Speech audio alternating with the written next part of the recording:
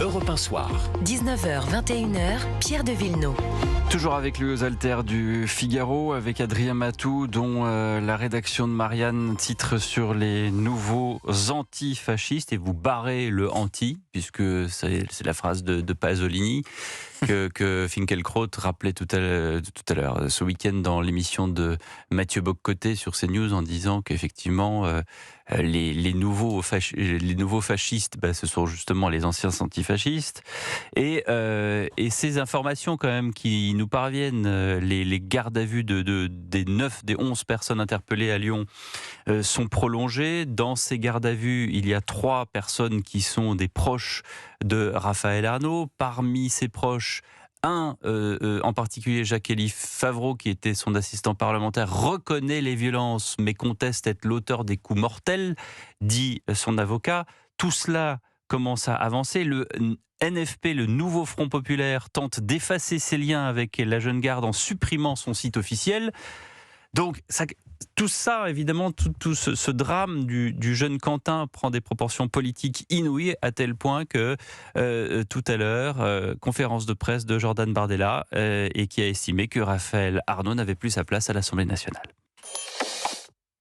Raphaël Arnaud, madame, il est fiché pour atteinte à la sûreté de l'État. Il a été condamné lui-même à titre personnel pour des faits de violence, et son mouvement politique, la Jeune Garde, a été dissous après notamment des actes de violence, et notamment, je crois qu'il n'a pas sa place à l'Assemblée nationale. Il doit démissionner. Et à titre personnel, je considère qu'il ne l'a jamais eu. L'honneur, la décence, le respect à l'égard de la famille incomberait à M. Arnaud de quitter ses fonctions et de démissionner après avoir demandé pardon. Il devra répondre de ses actes, lui et l'ensemble de ses amis, devant la justice dans notre pays. Jordan Bardella ce matin sur Europe 1 et sur CNews, qui demandait la démission de Raphaël Arnaud. Tout à l'heure en conférence de presse, Jordan Bardella demande un cordon sanitaire autour de la France insoumise. Et concernant justement Jacques-Élie Favreau et Raphaël Arnaud, il y en a un autre qui s'est exprimé, c'était dans Midi News tout à l'heure, c'est l'ancien président de l'Assemblée nationale, François de Rugy. Il embauche M. Favreau, qui est lui-même un membre actif de ce mouvement, comme collaborateur parlementaire. Moi, je crois qu'en fait, ça revient... Pour faire le sale boulot que lui ne peut plus faire. En tout cas, ça permet, y compris à cette personne, ne l'oublions pas, d'être payé. D'avoir des activités par l'argent public. Son tweet d'hier, moi je trouve ça absolument scandaleux de dire je mets fin à son contrat. Ce qui donne d'ailleurs l'impression de se demander si c'est pas déjà une forme d'aveu de culpabilité par avance, de condamnation par avance de son collaborateur. Mais il découvre hier les activités de son collaborateur. À qui peut-il faire croire cela alors que c'est un militant actif de la Jeune Garde dont il est lui-même le fondateur? Donc tout ça est archi connu, et donc c'est d'une hypocrisie vraiment cynique. Hypocrisie cynique, Adrien Matou. Oui, hypocrisie, je ne sais pas. Ce qui est sûr, c'est que politiquement... Non, mais c'est que tout est su et rien n'est dit. Et en attendant, il y a des électeurs au bout qui sont susceptiblement possibles de voter pour LFI en l'état actuel des choses, alors qu'il se passe ce qu'on vient de vivre ces derniers jours. Alors, il me semble que les électeurs qui ont fait le choix de voter pour Raphaël Arnaud étaient quand même assez renseignés sur le profil... Oui, mais là maintenant ils vont avoir un nouveau choix au municipal et puis un autre choix à la présidentielle. Tout à fait. Mais ce qui est sûr, c'est qu'il y a eu un tournant avec l'élection de Raphaël Arnaud, parce que malgré tout ce qu'on a pu dire sur la radicalité de la France insoumise, c'était un mouvement qui jusqu'à présent, et ça a été une constante dans la carrière politique de Jean-Luc Mélenchon, se désolidarisait de l'usage de la violence. C'est-à-dire que les insoumis se réclamaient de ce qu'ils appelaient la révolution citoyenne, qui consistait à dire on va changer les systèmes de manière radicale, mais uniquement par les urnes.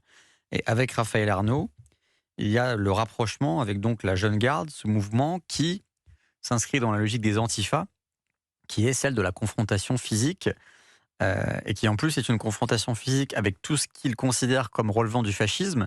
Et vu qu'ils ont une définition relativement large même du fascisme, ça les amène à se battre physiquement avec beaucoup de gens.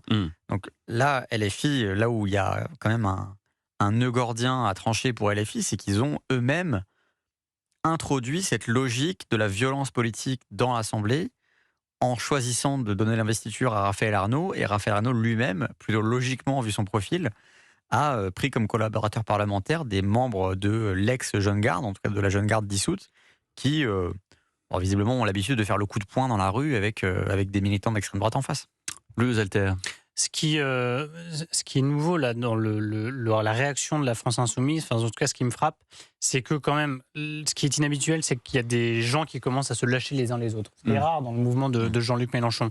Le fameux collaborateur parlementaire qui a été arrêté, donc Jacques-Élie Favreau, et ben son patron, Raphaël Arnaud, arrête son contrat. C'est très rare dans cet écosystème qu'on dise, en général, les camarades se tiennent les uns aux autres et font bloc lorsqu'ils sont attaqués.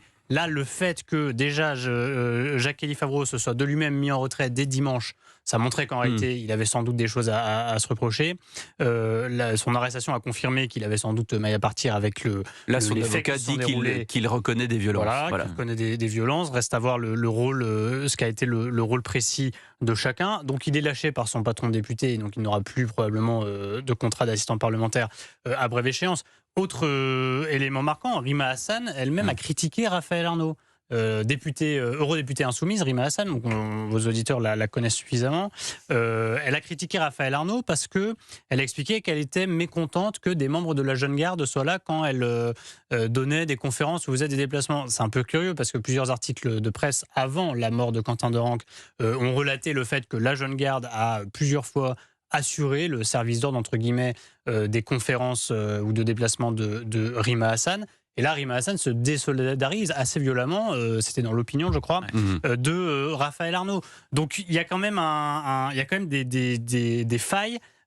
Disons que le bunker se lézarde un petit peu. Celui qui lâche pas pour l'instant, c'est quand même Jean-Luc Mélenchon, qui hier redit son soutien à Raphaël Arnaud, assume les liens entre la France Insoumise et la Jeune Garde. Et là, effectivement, Adrien le rappelait, là, cette fois, les électeurs pourront vraiment pas dire qu'ils n'étaient pas au courant, parce que Jean-Luc Mélenchon assume. Donc ça n'est pas seulement avant la mort de Quentin Derenc. Je rappelle qu'il appelait la Jeune Garde ses jeunes camarades. Il était présent à un de leurs camps. Il est intervenu devant un de leurs camps d'été en 2023. Mais après même ce que l'on sait, ce qui commence à se savoir des circonstances de la mort de Quentin Derenc à Lyon, Jean-Luc Mélenchon ne lâche pas la Jeune Garde, ne lâche pas Raphaël Arnaud, alors même qu'il est lâché par d'autres membres de la France Insoumise.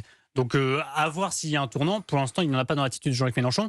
Mais on sent qu'à la France Insoumise, ça tangue très très fort. Ça commence à tanguer et les appels se font de plus en plus, à tel point que dans, j'allais dire, le paisible espace, le paisible hémicycle du Sénat, où généralement on n'entend pas beaucoup les mouches, ou plutôt on entend beaucoup les mouches voler, tellement les velours rouges bordeaux du Sénat sont confortables après l'heure du déjeuner, n'est-ce pas? Enfin, c'était quand même à une époque révolue. Aujourd'hui, c'est quand même un peu différent.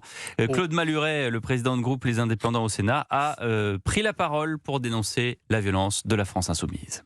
S'il existait un prix du mensonge en politique, il serait remporté haut la main par Mélenchon pour cette phrase prononcée le lendemain du lynchage de Quentin Derenc.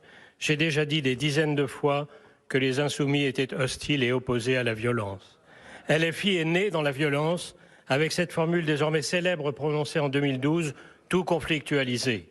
LFI soutient la violence sans jamais se tromper, en baisant la main de Poutine, de Castro, de Maduro et Khamenei, enjambant les flaques partout où le sang coule à flot. Il est plus que temps que la gauche coupe le lien avec une secte extrémiste, violente, anti-républicaine, communautariste et antisémite. Il y va de son avenir politique, mais il y va surtout désormais de son honneur. Voilà, et pour vous donner également la tonalité du président du Sénat, Gérard Larcher, lui aussi a pris la parole et il a dénoncé un climat de violence. On écoute tout de suite Gérard Larcher, le président du Sénat. Les discours de haine, l'intolérance dans notre société comme dans nos universités créent un climat de violence qui conduisent à des drames. Leurs auteurs ne peuvent s'exonérer de leurs responsabilités. Je le dis clairement, notre démocratie et notre Parlement ne peuvent l'accepter. Notre République ne peut le tolérer. Voilà. Alors, Maluret, c'est Maluret, il fait du Maluret. Le président du Sénat ne prend pas l'initiative toujours d'avoir ce genre d'allocution. Adrien Matou. Oui, alors après, j'ai envie de poser la question en bon français, what next puisque qu'est-ce qu'on fait? Comment est-ce qu'on fait?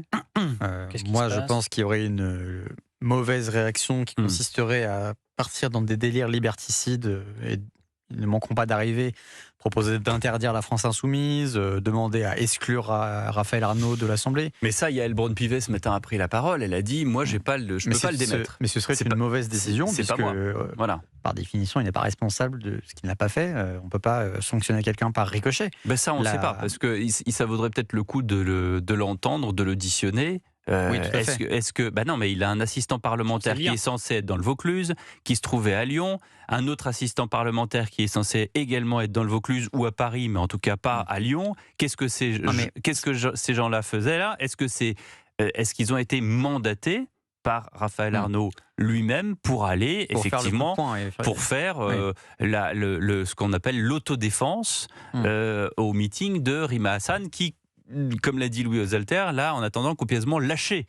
Non, mais ce que je veux dire par là, c'est que c'est une question qui sera une question politique. C'est-à-dire que ça peut pas ça peut pas une question juridique. On peut pas en droit condamner quelqu'un par ricochet.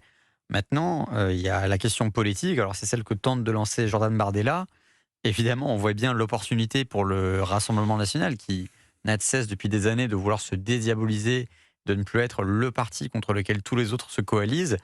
La France insoumise, dans le même temps, est dans une trajectoire de radicalisation depuis des années aussi.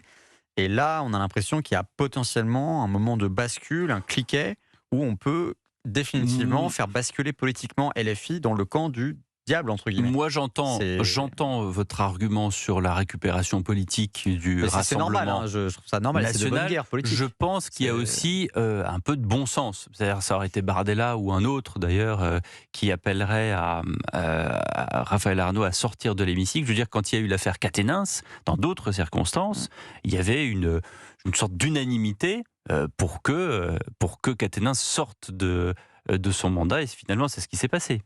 La vraie question politique, en effet, elle sera posée dans les urnes. C'est l'avenir de la trajectoire de la France insoumise comme mouvement politique important, parce qu'ils ont quand même un groupe important à l'Assemblée nationale. Ils ont réussi à se faire une place dans les institutions de manière non négligeable, et comme en plus ils font du bruit, on les entend, on les voit. Et puis surtout, les conséquences sur le destin présidentiel de Jean-Luc Mélenchon. Et là, j'appelle à être très prudent, parce que Mélenchon, on l'a déjà enterré plusieurs fois. Rappelez-vous les perquisitions de 2018, La République c'est moi. Nous avions les mêmes réactions politiques sur tout le reste de l'échiquier politique. Tout le monde lui est tombé dessus, à raison. Tout le monde a trouvé ça scandaleux dans l'écosystème politique et médiatique. Et pourtant, Jean-Luc Mélenchon a été le troisième homme de l'élection présidentielle de 2022. Actuellement, les sondages le mettent à plus de 10% en cas de nouvelle candidature à l'élection présidentielle. Moi, je pense que ce socle de 10%, il ne bougera pas. Il ne bougera pas avec cette affaire Quentin Derenc, parce que en France, vous avez bien autour de 10% de gens qui sont persuadés que nous sommes dans une atmosphère pré-fasciste, qui sont pas loin de légitimer la fameuse autodéfense populaire, comme dirait Manuel Bompard de la France insoumise, c'est-à-dire les violences de rue, parce qu'on a désigné certains comme fascistes et que donc il faudrait faire du combat antifasciste. Même si tout ça est orwellien, même si c'est un renversement des valeurs, je crois que Jean-Luc Mélenchon peut toujours compter sur ce fond de sauce électoral. En revanche, ça va être beaucoup plus compliqué pour lui d'élargir, de devenir un vote utile à gauche comme il a été la dernière fois, après cet épisode très violent et sous réserve des développements de l'enquête, évidemment.